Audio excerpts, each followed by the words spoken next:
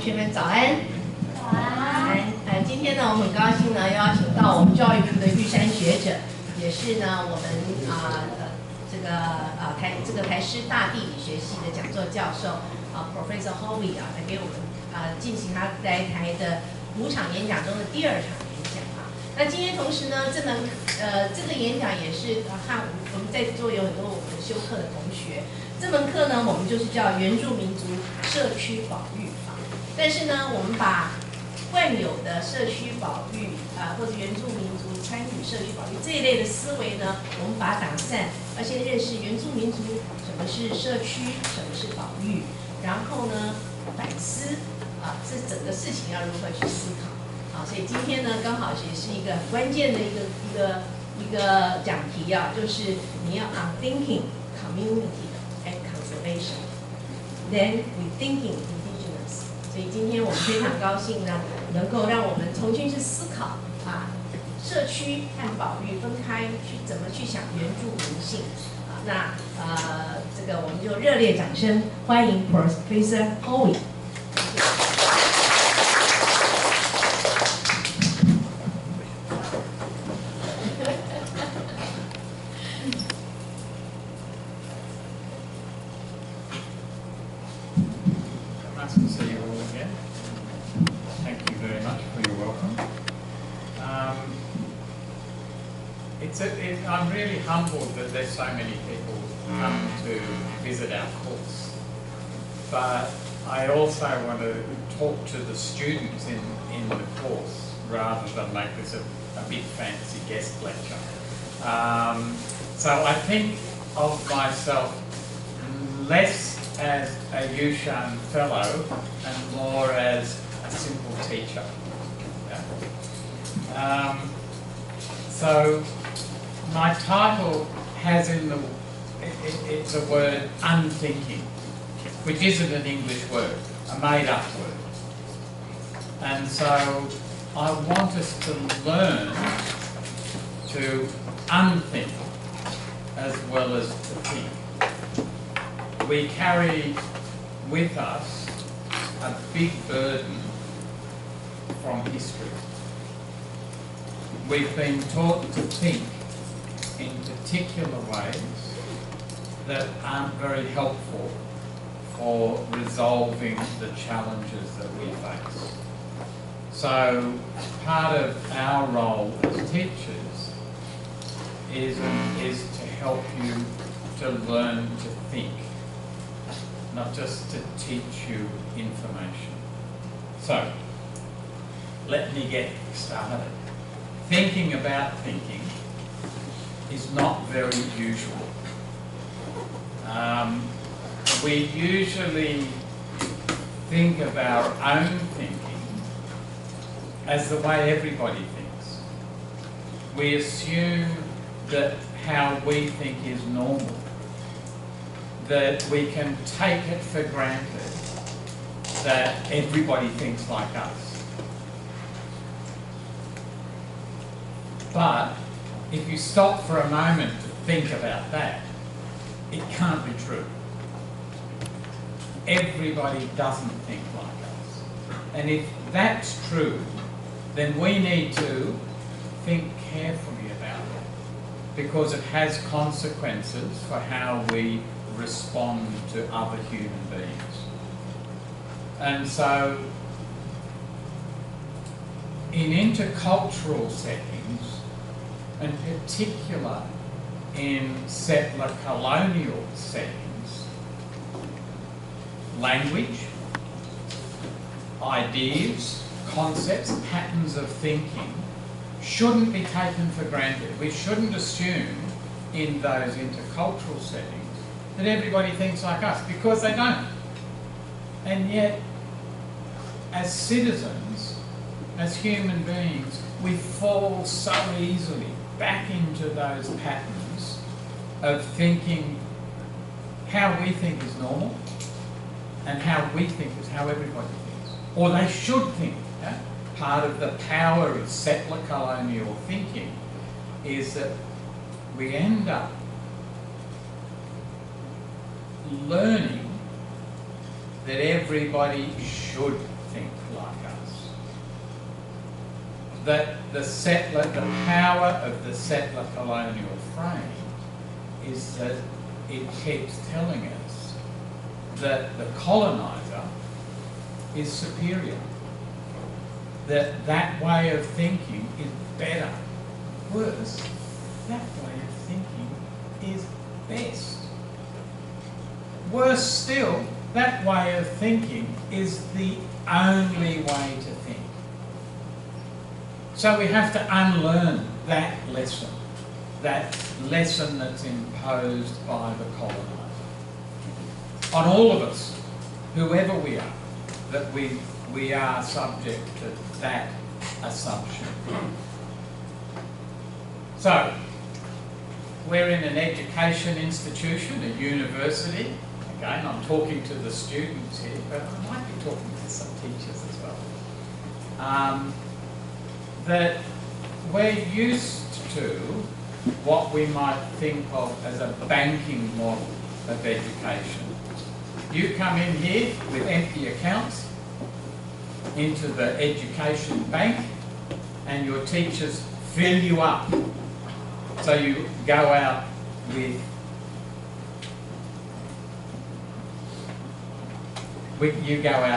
a full account. You become learned. So we often, as teachers, assume that you're empty. You're here to get the wisdom from your clever teachers, and that we can fill you up with facts, with models, with theories, with ideas, and we fill your empty minds. Now, I come from an education tradition that draws very heavily on Paulo Freire, the Brazilian educator, who wrote about education as the practice of freedom. Wrote a very influential book in the 1970s called Pedagogy of the Oppressed, in which he emphasises the importance of literacy and how to teach people to read. I think I said in my first lecture that I used to be an elementary school teacher and I taught people to read who couldn't read. I'm now a geography teacher. I still teach people to read, but I teach people to read landscapes. I teach people to read the world around them. I try to teach a literacy in the complex relationships of society, environment, and the cosmos. Yeah? So my literacy teaching has gone from the text to the landscape to a bigger relationality.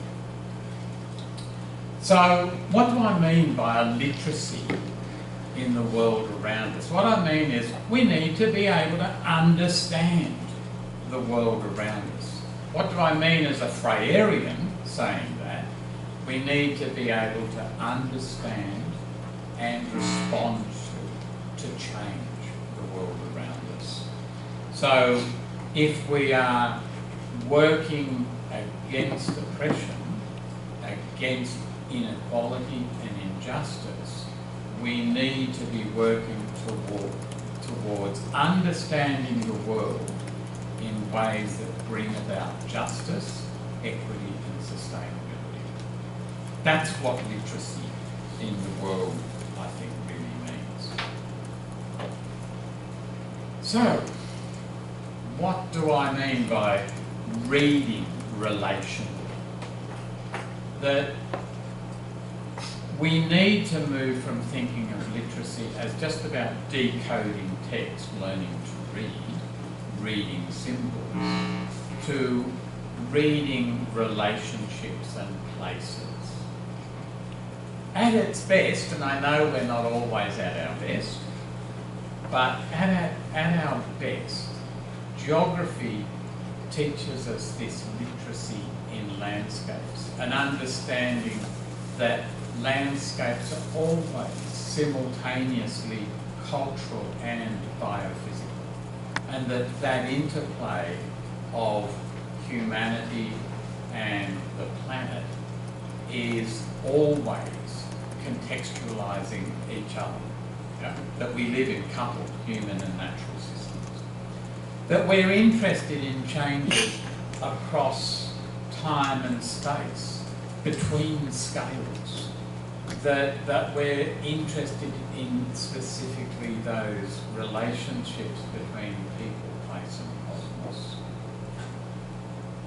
Now, one of the challenges that we face in this Freirean mode is that when we're talking about decolonisation, when we're talking in a decolonial framing, it's easy to slip into another sort of binarised thinking, that we have a good, bad, a yes-no choice between certain things, that we end up with an oversimplified view of the world, what my colleague Jay Johnson talks about as the imperial binary, that we're always looking for the best, and that we think good is always contrasted in tension with bad.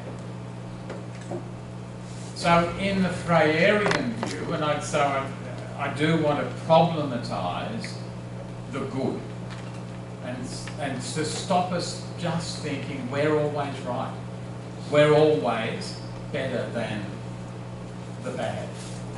There's a saying in English that the road to hell is paved with good intentions. Yeah? Good intentions are not enough.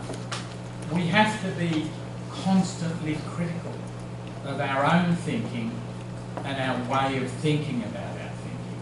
We always need to be alert to the weaknesses in our own data, rather than just simply self-confident and self-congratulatory. So the Freirean approach risks bringing into our thinking new binaries: oppressed, non-oppressed, oppressed, oppressor, colonised, coloniser, indigenous, non-indigenous. So what I want to, the sort of message is, don't put anybody or anything on a pedestal. Always think critically about the tools that we're using. And if you look at how I've spelt carefully on this slide, we should be approaching this task full of care, full of caring for people, place and cosmos. Not careful in the sense of risk averse, but careful in the sense of heartful. Yeah? Of caring about what we do, caring about how we think, because it matters. So there's Karl Marx had a saying that the problem with philosophers is that they've just been describing the world. The real task is to change the world.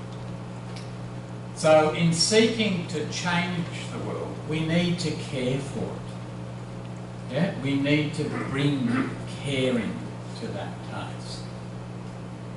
So rather than simply describing it, our task is to make it better, both in the sense more just, more sustainable, more equitable, and to heal the damage that's been done, to make it better in a well-being, a health sense. So teaching geographical literacy is a really important task in this endeavour. But we can't afford to assume that because we're well-intended, because we think we're the good guys, that our approach is universal, has universal applicability, that it's superior, or that it's innocent. So I want to tackle some of these words. We are in and of the world. We are always contextualized. We never stand outside the people-place cosmos relationships. As teachers, as students, as citizens, our context carries responsibilities to act with care, responsibility and accountability. One of the problems I think we face as societies is that we are led so often by people who refuse to accept accountability, who try to avoid accountability. And I say to my colleagues in the movement that I'm involved, the social movement that I'm involved in, that we should put ourselves forward to be held accountable. We should never hide from accountability. If someone wants to call us to account, we should be ready to be called to account, not try to avoid it. And that's true as teachers as well. Yeah? So,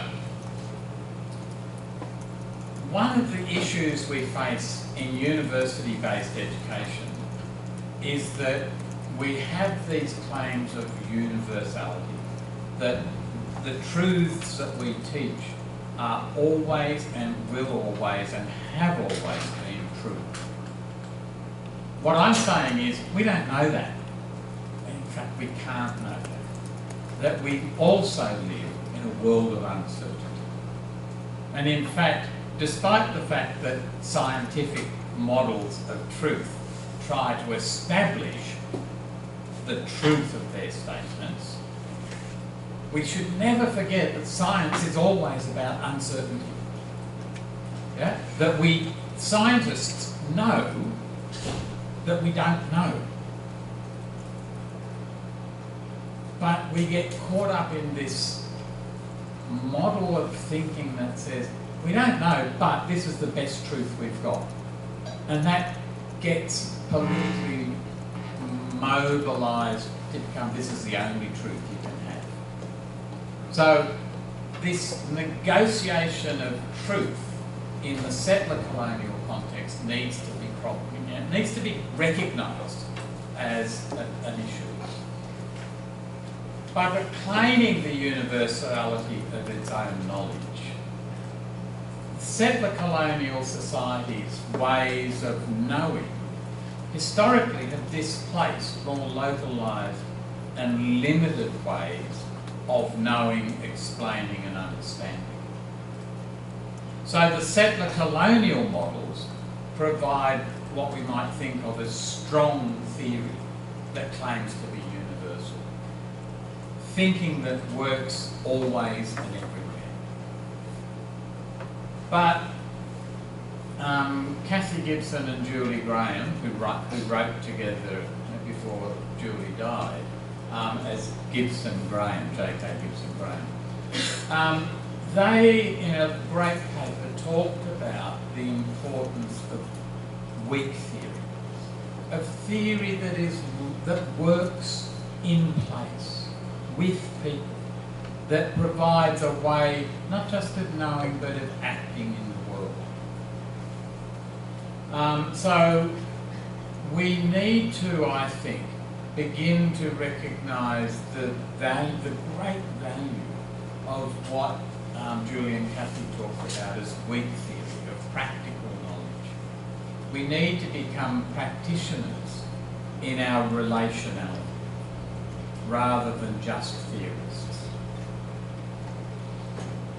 We see in the Indigenous movement around the world a shift to what people refer to as land-based pedagogy, of teaching by being grounded in place, teaching from place, rather than teaching from a theoretical position.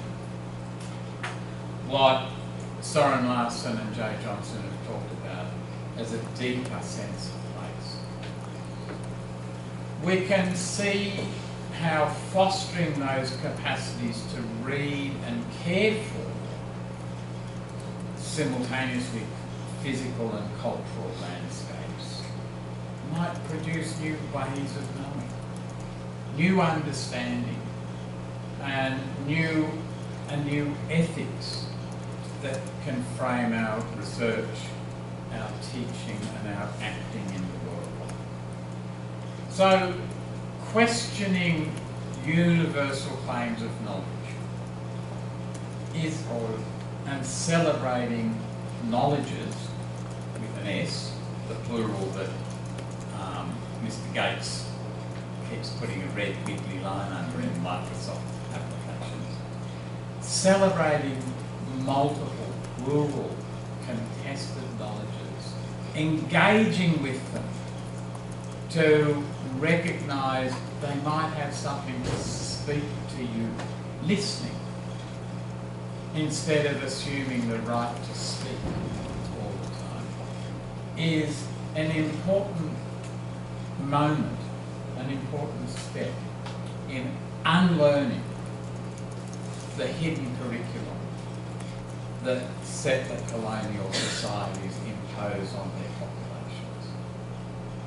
The assumptions about superiority and, of course, inferiority. The learned experience of not being able to know because of who you are.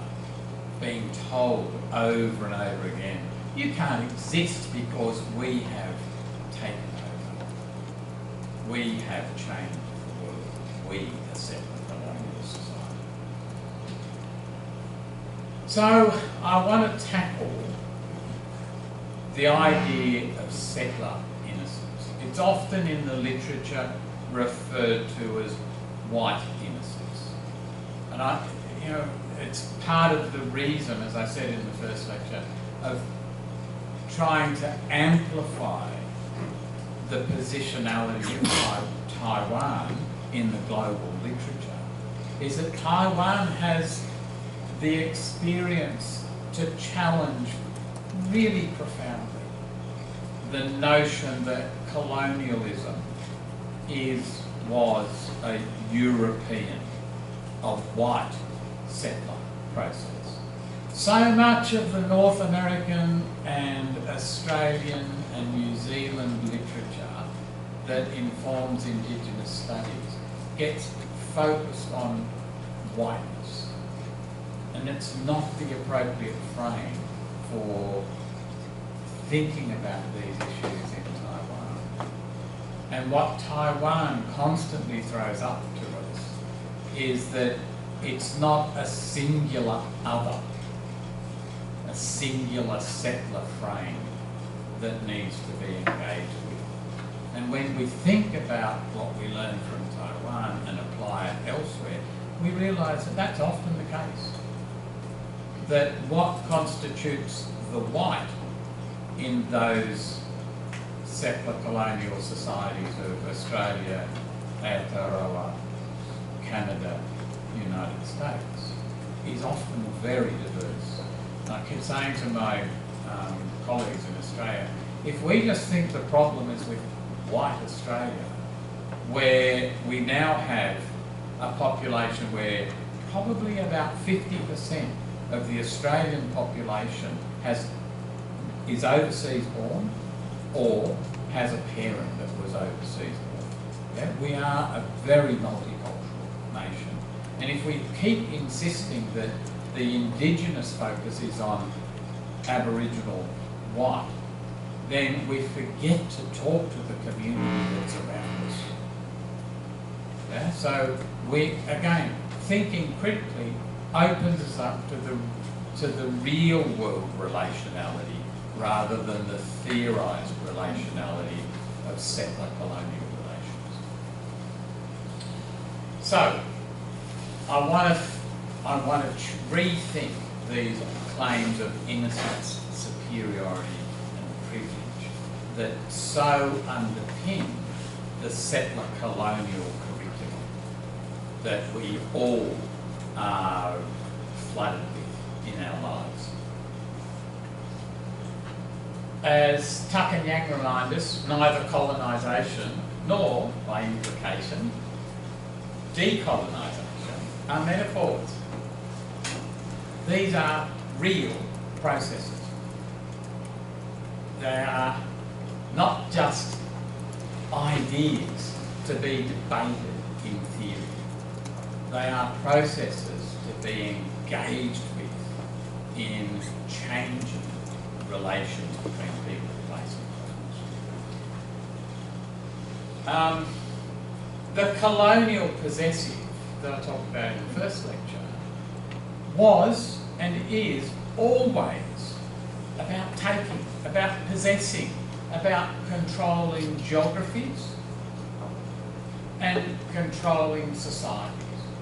The settler possessive is always about possessing through occupation, through dispossession, through displacement, relocation, through genocide, through ethnic cleansing, the assimilation, integration, the names, the labels vary in time and place, but the relationality is always about erasure, about taking over, about removing.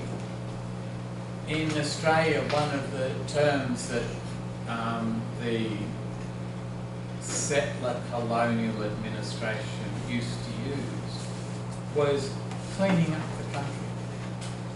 By cleaning, they meant clearing out Aboriginal peasants in order to leave an absence that the settler society could fill. And of course, what we know is that the historical methods of cleaning up the country included poisoned water and food sources, massacres, yeah, a genocidal process.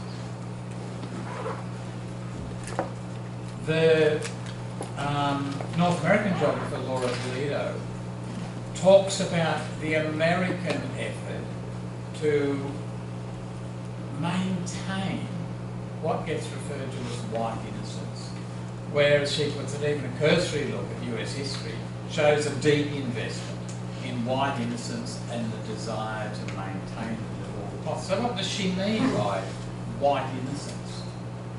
This notion that the settler colonial society is innocent. It's not guilty of war crimes and crimes against humanity because it's well-intentioned. It's bringing primitive, inferior, ignorant people to light. It's bringing civilization to savage and primitive people. Now, for me, that word civilization is one of the most pernicious, offensive words that sits in the colonial curriculum, because it tells existing societies, whatever your achievements, we're better. You cannot have an achievement that improves us. So somebody asked me around the table the other day, what's the difference between Australian Indigenous and Taiwan Indigenous settings? And I thought about briefly, what I realised is the answer is about 60,000 years. So that's a long time. Yeah? The people I work with have roots extending at least 60,000 years into place. They are genuinely first people in so many profound ways. And the achievement of building ways of being in relationship with people, place and cosmos that are sustained over 60,000 years is an extraordinary human achievement. Yeah? An achievement of civilization in which there is much wisdom to be learned by others. And yet these are the people, these are the societies that colonial Australia decided was so primitive that they weren't human. They until the 1980s, their interests were dealt with under the National Parks and Wildlife Act as part of the fauna and flora of the Australian colony. That they had no recognisable rights in my lifetime. In my lifetime, my colleagues have been told who they can and can't marry because they didn't have recognition as agents of their own life. They lived under the control of colonial legislation. So we're often dealing with ways of thinking about the civilised society, self-congratulatory ways of thinking about colonial society, which puts the problem on the people being colonised. Yeah? I don't know if the language is the same in Taiwan, but Australia has talked for a very long time about the Aboriginal problem, as if Aboriginal people are the problem. There's something wrong with you. We have what's called a deficit discourse. I referred in the first lecture about the way that we have legislation that criminalises everyday actions of Indigenous Australians. So we suddenly have a higher level of engagement with the criminal justice system, which has big consequences. But, of course, if we start thinking about that language, we also hear how the colonisers' view of the world establishes a climate problem, as if there's a problem with the climate, not with human interaction, human relationality, with global atmospheric environmental systems, or, you know, everything's somebody else's problem, not the colonisers. And that's the notion of settler innocence. Yeah? It's never our fault.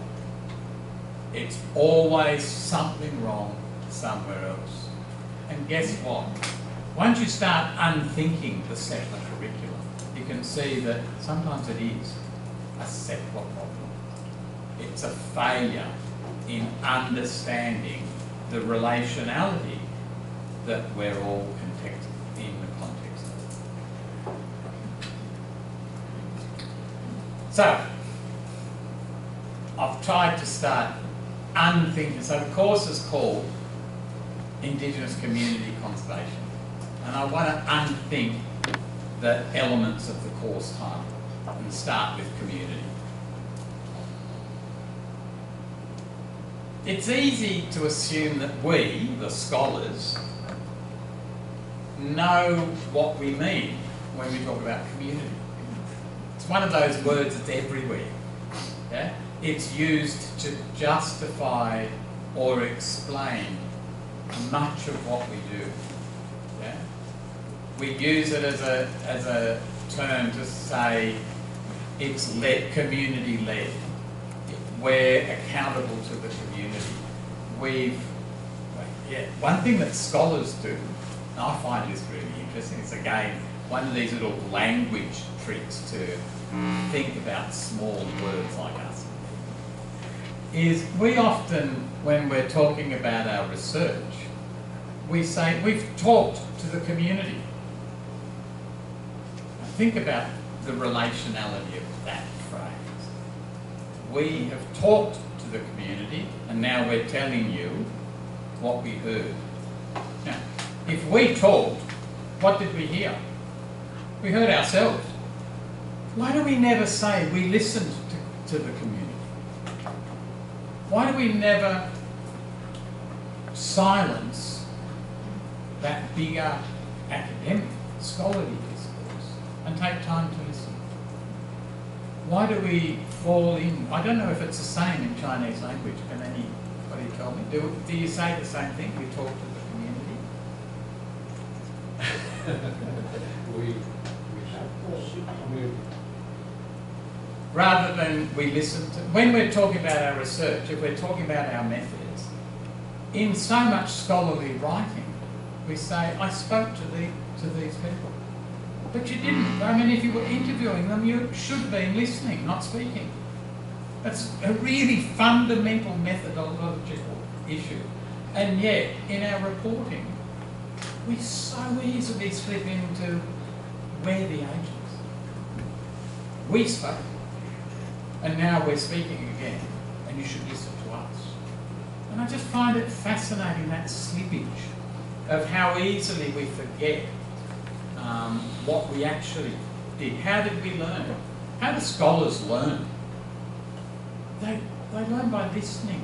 Unfortunately, we so often carry into the field all these ideas, the models, the theories that stop us from hearing, even when we're listening, because we're listening for confirmation of what we think we already know. Yeah, it's a really big methodological problem. It's really, maybe I'm talking to my scholarly colleagues now, not the students, but anyway, let me not get too distracted. But let's just think about the word community. What do we mean? Now, in the Australian setting, a community, an Aboriginal community, is often not a community in the sense of a population with common interests, because they're often a product of forced relocations. They're often multinational in the sense of different Aboriginal nations being forced to live together. There are traditional custodians of the place that the community has been relocated to, who have different interests to the people who have been moved there. And yet, that is seen as a community. So what we're really talking about is a settlement, a village, an organisational structure, not a social structure. And yet we just slip into calling it a community without testing whether it is a community or whether it's multiple communities, whether it's a singular or a plural. Yeah? So, is it a defined identity? Yeah? So I work with Darug people, and we think, oh, well, that's a tribal label. I've read enough anthropology to know what a tribe is. But of course, over 250 years of colonisation, Darug people have had a diversity of experience. To talk about a singular Darug identity is to be mistaken, because that group's experience over 250 years has been diverse and has produced multiple communities which don't all share a common interest. So any representation of Darugness has to be negotiated, not assumed. And it's certainly not my place as a scholar to represent what Darug means. So if I speak about Darugness, I seek consent. And I restrict my claims. I don't claim to speak about all Darug. I claim to speak about particular places, particular circumstances. So when we use community, are we talking about a defined identity which has a label that everybody can understand? Are we talking about a polity, an organised political entity? Are we talking about an undefined identity which is a bit vague, but yeah. Are we all Taiwanese? Are we Taiwanese by dint of living on this island of Formosa? Or how do we begin to understand the Taiwanese community? And yet people will talk about the Taiwanese community. In Australia, we talk about the Chinese community. And I think, do you mean the community that's around my neighbourhood, which is very Chinese, or do you mean the community internationally of people of Chinese descent? Yeah? And yet, this label community encompasses all of those things without critical thought. And then, of course, the ecologists will talk to us about communities as ecological communities, which encompass not just humans, often don't encompass human species that have huge impacts on ecological communities, but some set of non-human relationships. So communities are pretty problematic idea that we need to think about before we start throwing it around. So in the social sciences, community is often a shorthand for local. And as geographers, how do you put a boundary around local? Yeah? Where does local become more than local? And of course we know it depends on what you're talking about. And yet we often get stuck with local government, local boundaries of various sorts, becoming entrenched in our thinking as if they are really there rather than human constructs. So, and I will no doubt get distracted into talking about geographical scale at various points in my lectures, but I'll restrain myself just now. So, in the big point I want to make on this slide is that in the absence of self-determination, community is often reconfigured to reflect the colonising society's view of place. Yeah? Community is a construct of colonisation, not a construct of self-determination. Until we have genuine self-determination, we need to question the word community whenever we see it, would be my view. In fact, I'd probably keep questioning it even then. So, when we're using this term Indigenous community conservation, which is the title of the course, let's not assume that we know who or what the community actually is, or how it came to be, or what it wants to become. We, whether that's the community we form as a learning and teaching collective inside the course, or we as scholars or activists or practitioners, we should treat all of those things, who the community is, how it came to be what it is, what it wants to become, as questions, rather than assume the answers. And we need to recognise that the answers probably need to be negotiated over time, rather than answers that need to be jumped to in a hurry so we can get on with the real work. So we certainly shouldn't assume a priori before the event that we know who we're talking about, what we're talking about when we see that word. So I've tried to unthink community, yeah, to tell us that we have to think about that term and learn about that term rather than assume at the beginning that it's already been thought about and we should just accept that we know what's being talked about. So now I want to unthink conservation. Now, in this I'm going to take a very Australian centred view, because I think Australia challenges this view really interestingly in some very important ways. And at the moment I'm involved in a culturally led ecological restoration of a heritage site in Sydney, where we're facing these issues absolutely front on in making decisions about what does it mean to be culturally led, what does it mean to be involved in ecological restoration in the context of the Anthropocene, in the context of climate change in the Sydney Basin. So any conservation projects in Eastern Australia sort of at the moment start by targeting pre-contact, pre-colonial restoration. So we want to restore the environment that's been damaged by colonisation.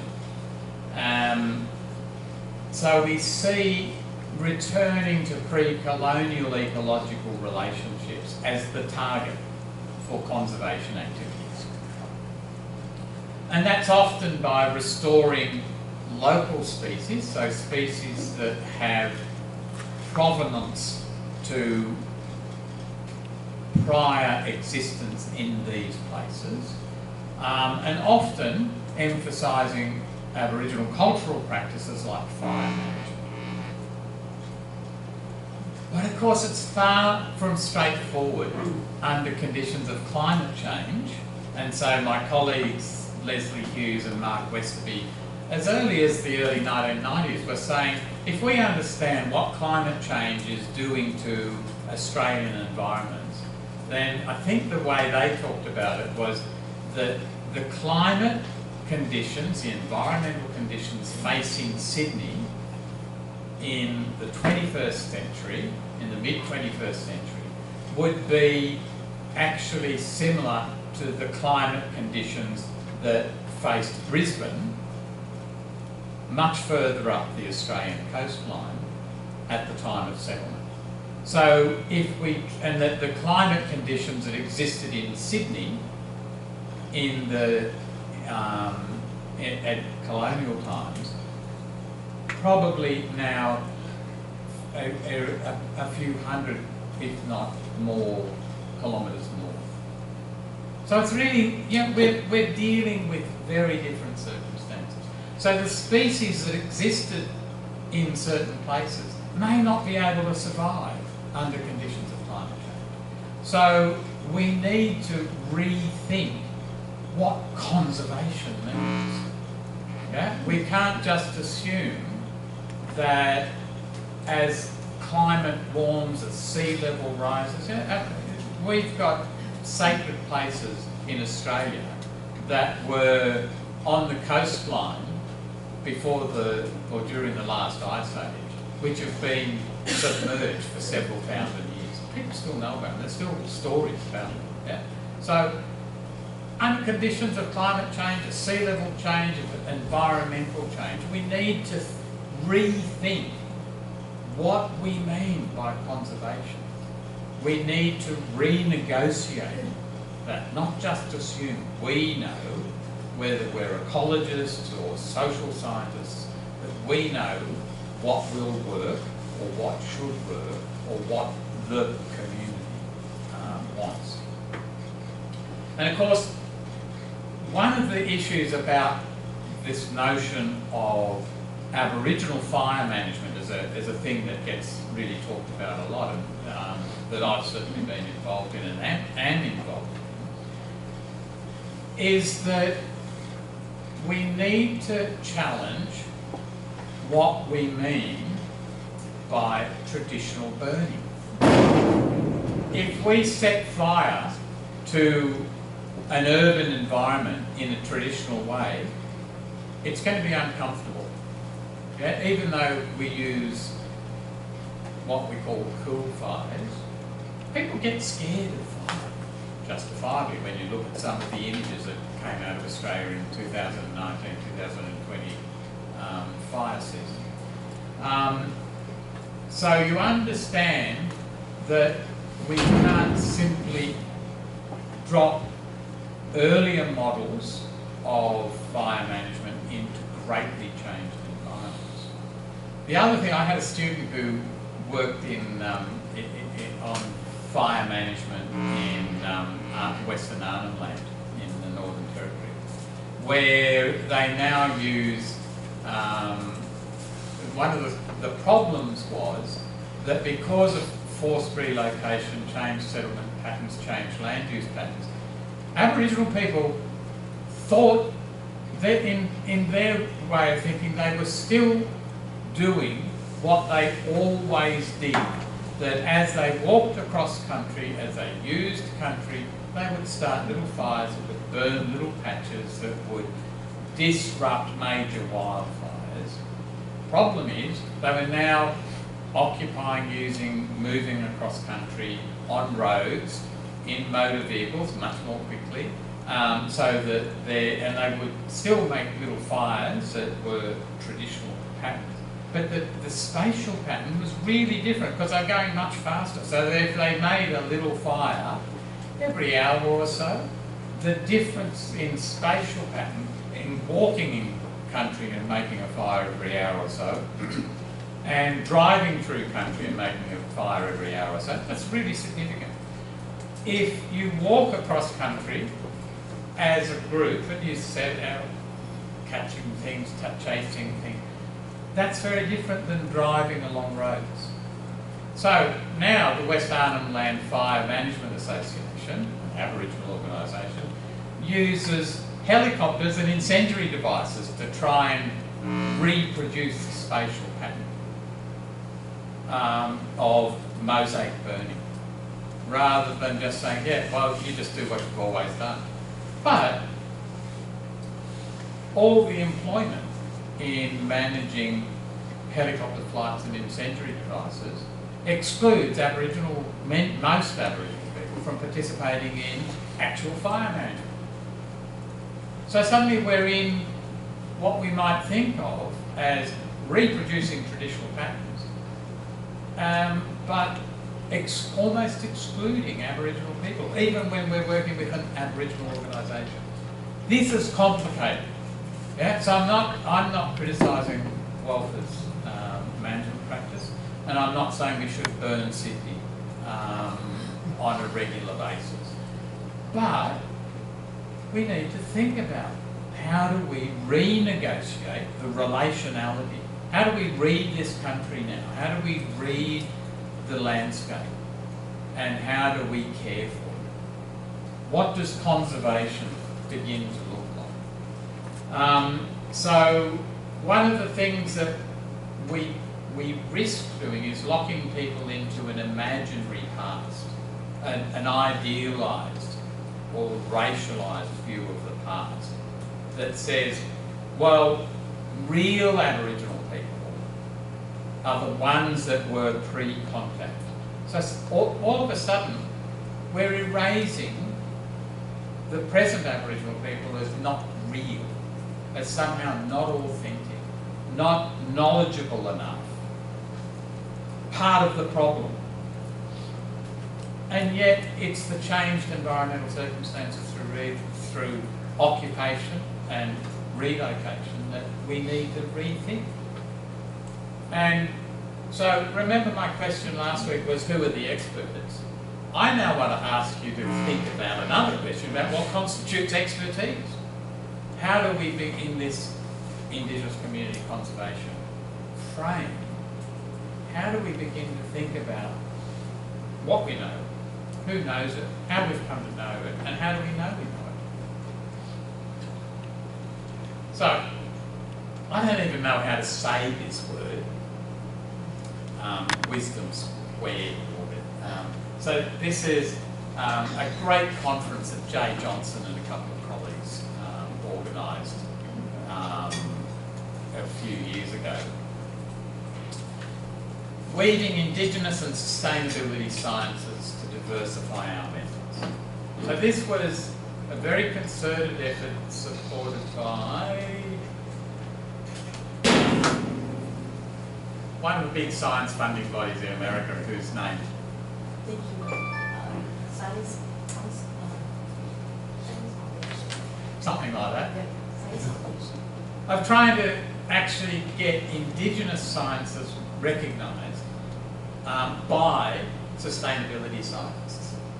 And myself, Fikret Berkes and Gregory Kayetti were asked to provide keynotes representing Gregory representing Indigenous sciences, Fikret representing sustainability sciences.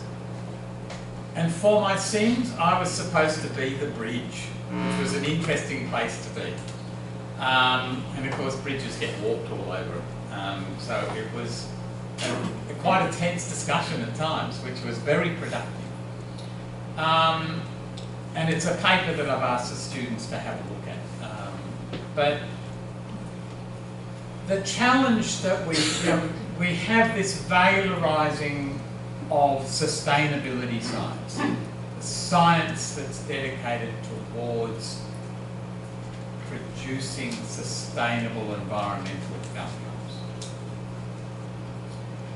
But how do we negotiate its relationship?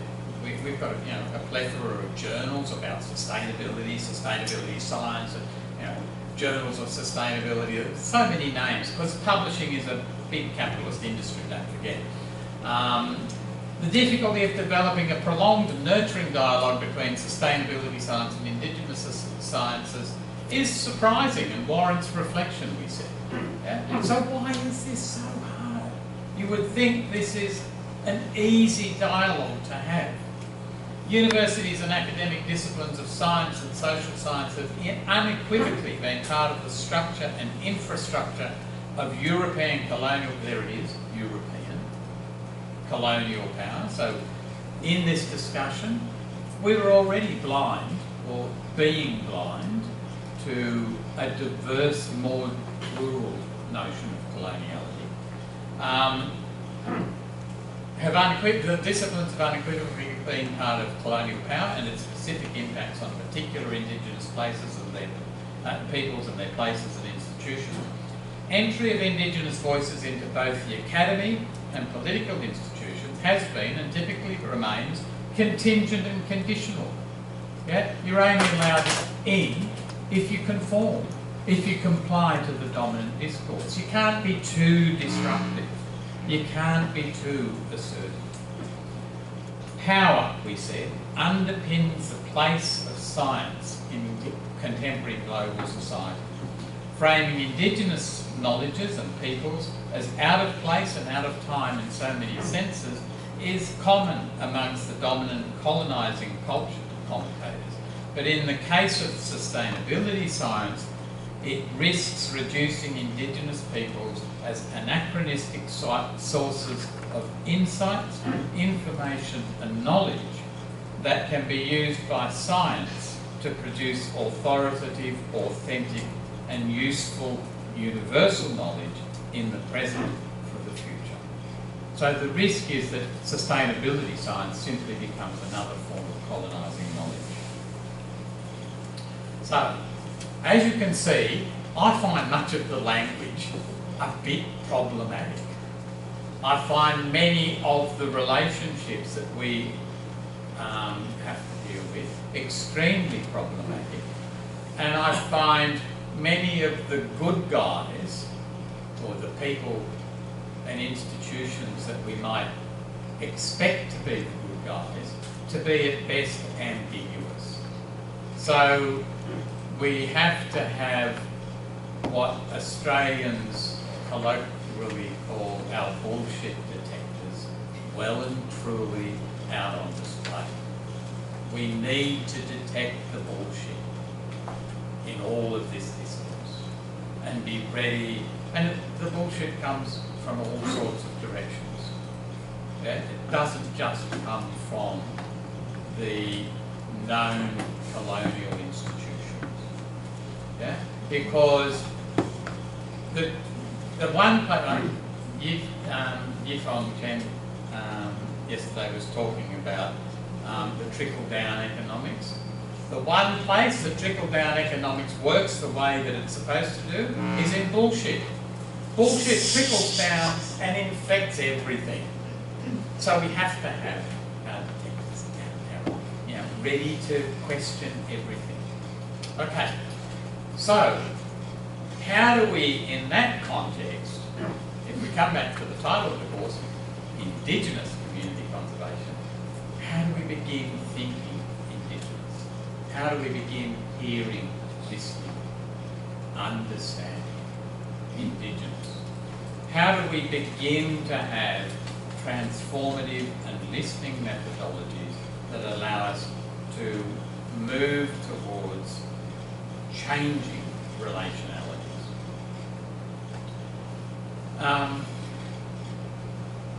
So in that wisdom paper, we quoted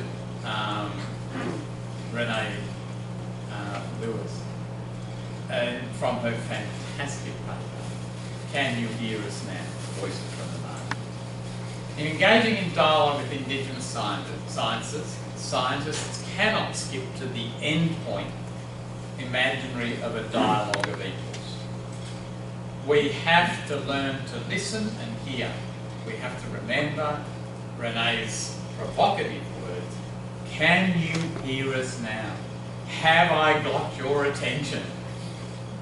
Because what we know is the coloniser is easily distracted. They stop listening very quickly. Dialogue across knowledge systems that is humble, respectful and hopeful, which listens to country and all its peoples, which recognises not only the need to acquire knowledge, but also the need to transform, to respond to different knowledges, understandings, meanings and opportunities. That's what's important. That's the challenge. Yes? Not to solve the Aboriginal problem. It's to actually engage with this messy complexity. But the settler colonial states constantly reassert the value of the colonial in bringing civilization, in bringing wealth, in bringing opportunities to underdeveloped peoples and places. We hear that developmentalist discourse all the time.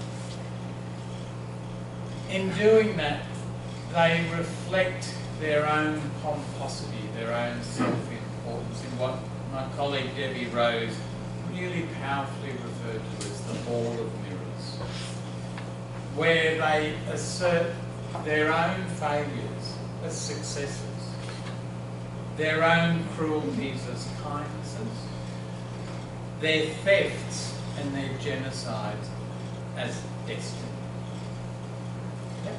We should never forget that's what colonialism says about itself.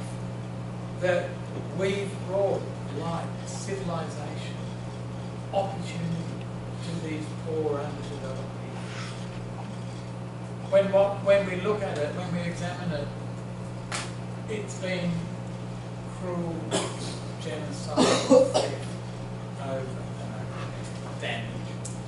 So settler privilege assumes the right to speak, but not just the right to speak, the right to silence others, the right to silence Indigenous voices. In Indigenous community conservation, we, scholars, students, ecologists, social scientists, scientists, activists, the good guys, we need to learn to listen. We need to earn the right to speak, not assume it. We need to listen and speak respectfully, humbly, and hopefully to the ancestors. So in the Australian context, the ancestors are the creator beings, ancestors with a capital A, the creator beings, the people, the beings, the relationships that over that 60,000 years of human engagement with place have been understood to create the fabric of existence, of creation. And to elders. So in the Australian context, the elders are the wise humans. And of course, the wise humans, not just in the present, but in the past and in the future. The elders who are to be, the elders who we are teaching. Because the young people in our classes are the elders of the future. Although they find it hard to imagine themselves that. Because young people, I'm making a generalisation about the community of young people, find it hard to imagine themselves being old. Yeah? But I had this wonderful experience where I was working with a group of young Aboriginal women who were going to do some interviews for us. And I was doing a practice interview with a community elder who was my age. And I was just interviewing her, letting her tell her story. And so good interview, just for those who are beginning to think about doing research. You should never, when you listen back to the recording, if you've got more than 30% of the time taken up with your voice, you've talked far too much, or your questions are too long. Yeah? At least 70% of any interview should be the person you're listening to, not yourself. That's the sign. This wonderful Auntie Jenny was talking about being a young person, getting the first pair of glasses, and being able finally to see what was on the blackboard of her life. And there was this experience of these young 20-year-old women who were going to be becoming my research assistants, realising Auntie Jenny, this revered, wise elder who had done so much in her life, she was just like them. But she'd been just like them 70 years ago, 50 years ago. Yeah?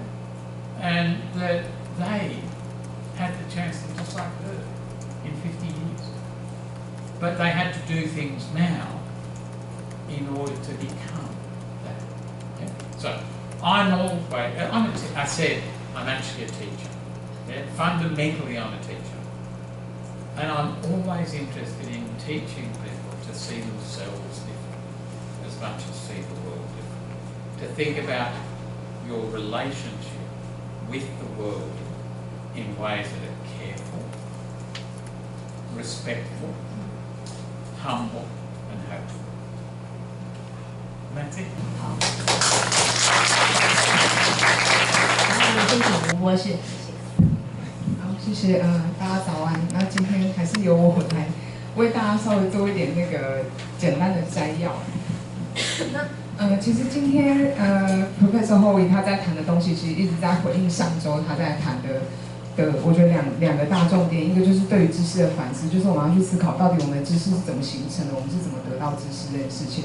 因为这个会跟他第二个谈的重点，就是对于殖民结构、殖民思想这个东西有息息相关，就是这个会帮助我们去思考，殖民思想它带来了什么样子的问题，然后在原住民身上跟原住民知识又造成了什么样的影响。那他就强调说，他其实身为老师，他想要做的事情是协助大家思考，而不是只是把资讯丢给大家而已。所以他今天谈的很多东西，其实都是在引发大家去不断的思考、反思、批判这几个，就做这些事情。那他一开始就去提到说，我们其实很少会去思考说我们自己的思考方式是什么，因为大部分人我们都会觉得我们自己的想法是正确的、是正常的，甚至是理所当然的，觉得大家都跟我们想的一样。但是其实如果你认真去想的话，其实这不是真的，并不是所有人想的东西都一样吼。那他觉得这个东西就有这个意识是重要的，因为当我们有这个意识的时候，它会改变我们去回应其他人的方式。尤其是在跨文化跟殖民的处境里面呢，他就强调我们不应该把我们使用的语言、概念跟思维都认为就是其他人都跟我们是一样的，或者其他人应该要跟我们有一样的想法，因为这带有一种优越性的存在哈。那再来，他回到这个教育的场域，他就会提到说，其实我们大部分传统的教育方式就是有一种好像是一种银行的模式，就是我们假设你们学生都是一个空的容器，什么都不懂。那我们身为老师，就是把一些事实啊、理论概念，把它就是填到你们的脑袋里面。那他觉得这个东西是有问题的，尤其是在后来巴西的一个很重要的教育学家，就是 Paulo Freire。他在1970年代的时候写了一本非常这全世界非常有影响力的，尤其是批判教育学上面很有影响力的书，就是《被压迫者教育学》。那在Freire他的概念上，他把教育视为不是只是一个资讯的吸收，而是一个解放的实践、自由的实践。那他也强调，这个教育它不是只是在培养学生一个识读文字的能力，而是要去培养学生识读这个世界的能力。去理解我们跟这个世界的关系的方法，这样。那接下来他就去讲到说，对，那他自己就是Professor Howitt 他自己呢，其实是从他的经历是从一个小学老师到一个地理学者。那他从一开始是教人阅读文字，到后来是教人读人跟环境的关系。当他变成一个地理学者的时候，这个识读的能力在阅读的东西是人跟地方跟宇宙之间这些不同的时间空间维度下的一个变化过程。那在这里，他其实也是去回应到上周在谈的，就是他一直去强调的，我们要去思考那个关系这件事情，这个 relationship， 这个我们跟这些不同的就是人、地方、社会之间的关系，对这个东西的理解跟识读。那他也去提醒大家说，其实尤其在解殖民理论、解殖民的论述里面，其实我们包括Freire他的论述里面，其实它有个危险性是，我们会容易陷入一个二元的思维，就是这个东西是好或不好，或者是或不是。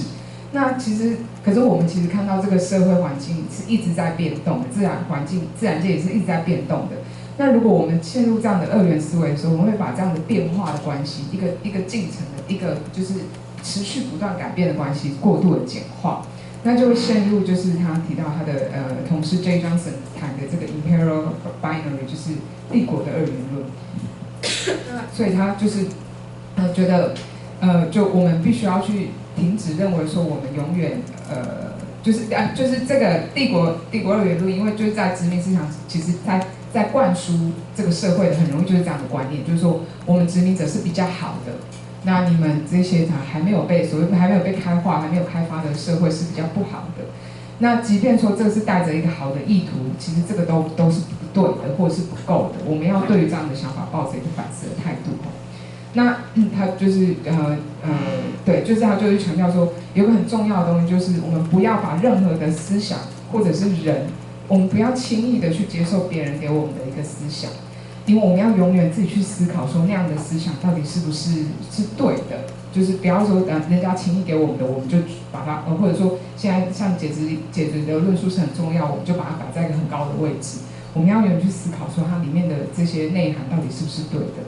那再来是我们要想的是怎么去改变这个世界，而不是只是要去描述就这个改变这个世界的改变而已。我们要去思考的是我们怎么去关怀、照顾跟改变这个世界。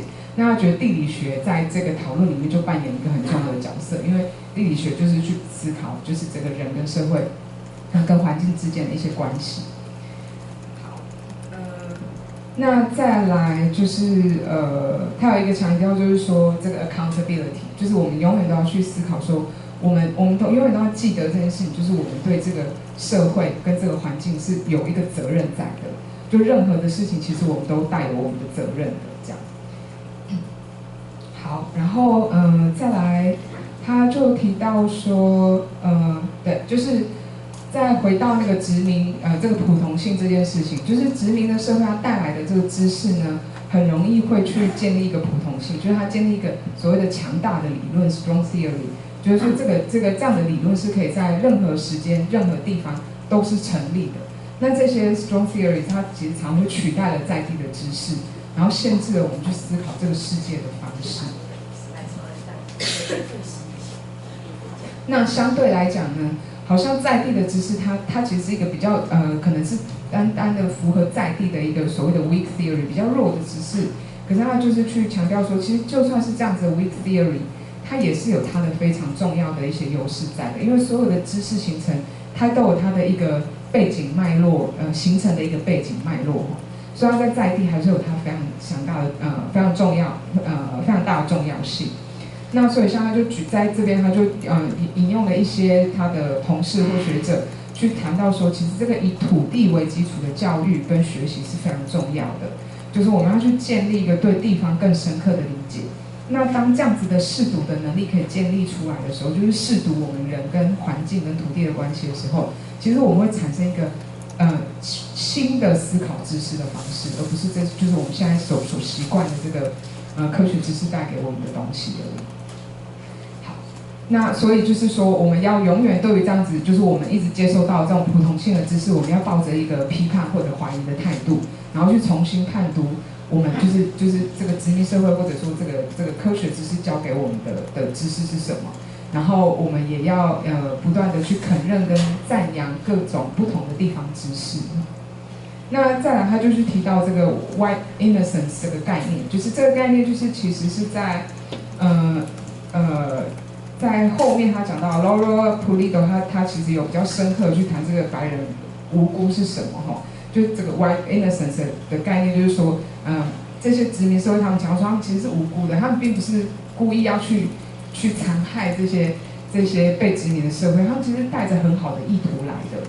因为他们就强调说，我们其实是带着，我们是希望可以推进这个社会的文明发展。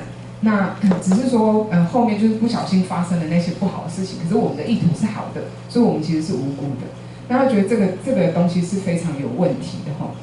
然后在这边他也去回到就是台湾的经验拿去谈，他说其实目前的殖民论述。譬如说像 white innocence 这样的东西，它其实还是比较欧洲中心的一个论述方式。那台湾的经验其实就可以丰富这个殖民论述的观点，因为在台湾的例子上，我们很明确的看到，我们面对就原住民面对殖民者，不是只有单一个对象而已，它是有好多重的对象。那其实回应到现在的像美澳加这些国家，其实过去可能就比较就是白人对原住民这样子的分法。可是其实现在的美澳加对西方社会其实也越来越多元了，那所以这个殖民路数必须要跨越这样子的单一的讨论，去回应现在这么更多元的社会这样。好，然后再来这个部分，它就是再回到刚刚那个 white innocent 的东西哈，就是说殖民政权他们其实强调他们是带来好的意图，然后再来是他们就把原住民的问题好像是讲成说是。就是在澳洲，他们常用一个名词，就是 the Aboriginal problem， 就是好像这些问题都是原住民造成的，而不是殖民政权所造成的。然后甚至去谈气候的问题的时候，讲 climate problem， 好像问题是在气候，而不是我们人类的社会活动所造成的问题。所以这些这个是在殖民社会很常看到的一个，就是把问题好像都归咎于别人，然后自己都是无辜的，自己都没有问题，就是又回到那个 white innocence 的讨论。那这边就有去讲到说，其实在前几天我们就是在宜兰采访的时候，有当地的一个校长就问他说，请问一下台湾跟澳洲原住民有什么样的差别？然后那时候回答就是说6万年的差别，因为在澳洲的历史上，就是他们的历史是65000年，那台湾大概是5000年左右。然后就说，其实澳洲原住民可以在这个土地上生活在65000年，其实是一个非常不得了的事情，是一件非常了不起的事情。可是当殖民政权来到这里的时候，就开始说。就反而是说，这个当地这样的生活方式是落后的，这是野蛮的，然后要为这里带来文明跟发展，那这个是很有问题的一个思考方式。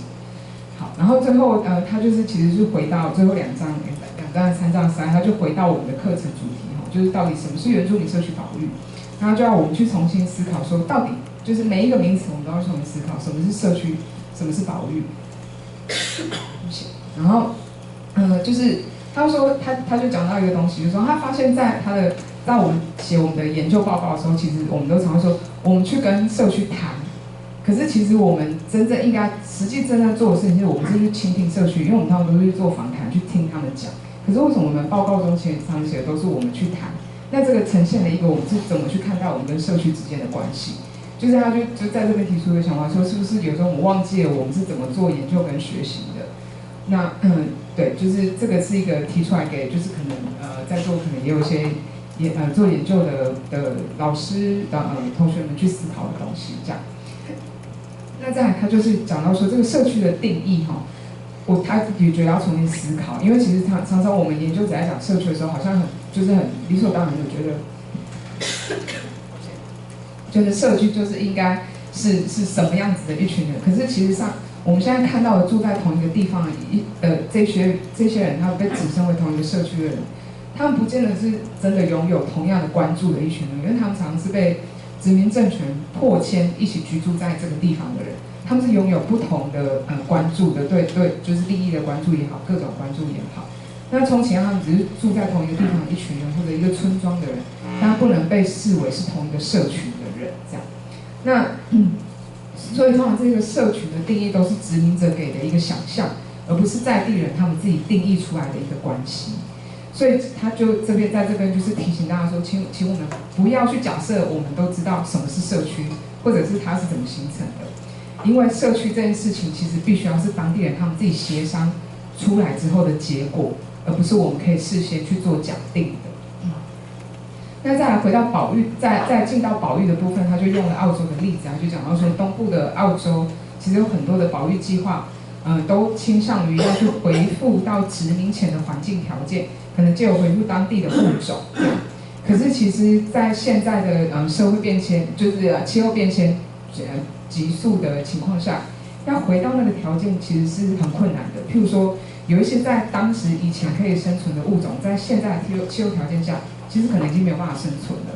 那或者是有一些传统的自然资源管理的方法，在现代不见得是真的能够完全被接受的。那如果我们坚持说就是把我们想象的一个保育概念加在人民身上，我们有可能把就是原住民困在一个对过去很理想化、浪漫化的想象当中，甚至我们会认为当代的原住民不够原住民，然后或者是一个问题的制造者。那这边他就提醒大家再回去想到，上一堂看到就是一开头问的那几个问题：谁是专家？什么是专业的知识？再来，他今天提出的另外一个问题就是，到底专业知识是如何建构而来的？这是几个重要的问题，要让大家去思考的。那最后他就是最后2段其实他是用了他跟他的同事写的一篇 paper 里面的一些文字来去提醒一些重要的观点就是说他是说原住民的声音要进入到学术，就是现在的主流学术界一直是非常有困难的。那他觉得这个其实是非常不可思议的事情为什么会这么的困难这样子？那我们就会发现说，在众多的例子里面，我们就会看到，其实原住民的声音跟想法还是要某种程度上符合现在主流的知识标准，它才可以进到这个对话的管道，而不，它不能比较彻底的、很根本的去带来一些很冲撞的对话。它某种程度上，就是这才是一个权力的议题然后再来就是对，最后就是他就是提到说他就讲到一个东西，就是说我们要去 detect， 我们要去侦测到那个在我们接收到的知识或思想里面的那些 bullshit 的事情，就是那些就是根本不可能的荒谬的这些东西。那不是只有在殖民系统、殖民知识，我们需要去维持这样的敏感度或者批判性而已。我们是对于什么事，所有的事情，我们都要去思考，就是我们所接收到的知识，它到底是不是真的是合理的。然后我们也就是，所以他就是讲这 detect 这个 bullshit 这样子。那因为其实他就在讲到说，就是殖民者跟真的不好意思是讲脏话，就是殖民者跟那个原住民的对话里面，其实殖民者常常忘记要去倾听。那这个是对话里面的一个就是说回到就为什么两方的知识对话会这么困难，因为殖民者其实常常会忘记这件事情。那虽然在这边就是强调几个很重要的观念跟价值态度，就是他觉得一个很谦逊、很尊重也充满希望的一个知识体系的对话，其实他是会知道要怎么去聆听土地跟人民的。那这样子的对话方式，它其实不只是要去获得知识，或者是觉得需要去获得知识而已，而是去意识到我们要去回应这个就是一直在不断转变的社会跟需求是什么。那对，大概对，然后最后大概就是说，他就是又再去回应到前面就是去讲的，殖民政权其实一直去强调这个文明这件事情是很有问题的。他们甚至因为以文明之名，他把自己的失败都描绘成成功，然后在残酷的行为也描绘成善意，然后把这些窃盗种族灭绝这些不可接受的事情都描绘成命运。然后，所以我们要记得殖民者他们是怎么把这个文明跟社会带给被殖民的社会这样子。那最后他就是再次的提醒，就是说这个几个重要的观念跟态度，就是我们必须要尊重、谦逊，而且带来充满希望的去聆听现在跟过去跟未来的长者，因为他在这个说法是说，就是说，即使是下一代，他们都是下一代的祖先。所以我们怎么去跟他对话，我们怎么去进行跟他们的教育，其实都是很重要的。那他觉得很重要的，他对他来讲，他身为一个教育者，他觉得他最重要的事情是教导学生如何去改变他们思考的方式，然后如何更尊重、谦逊、充满希望的来思考自己跟社会环境之间的关系。这样，好，那大概是。好，配合青年。